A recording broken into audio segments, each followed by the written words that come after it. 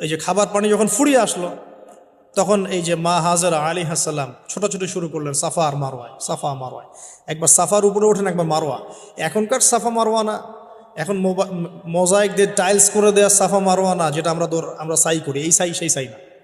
ওইটা তখন ছিল একদম রুক্ষ একটা জায়গা, জীর্ণ শীর্ণ একদম ভূমি ছিল। আর এখন তো কয়েক তালা হয়েছে। এটা যারা ওমরা হজ করেছেন বা হজ করেছেন তারা জানেন।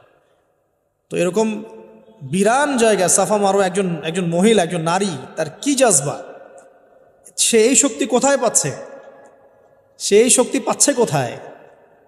সেই তাওয়াক্কুল কোথায় পাচ্ছে? কোন আশা নিয়ে সে ছুটছে আর কি? আর আমরা কোন আশা নিয়ে দুনিয়ার পথে ছুটছি আর কি? পানি, বাচ্চা এদিকে কান্নাকাটি করছে, বাচ্চা কান্নাকাটি করছে, চিৎকার করছে, সে দৌড়াচ্ছে, একবার সাফা একবার মারোয়া, একবার সাফা একবার মারোয়া।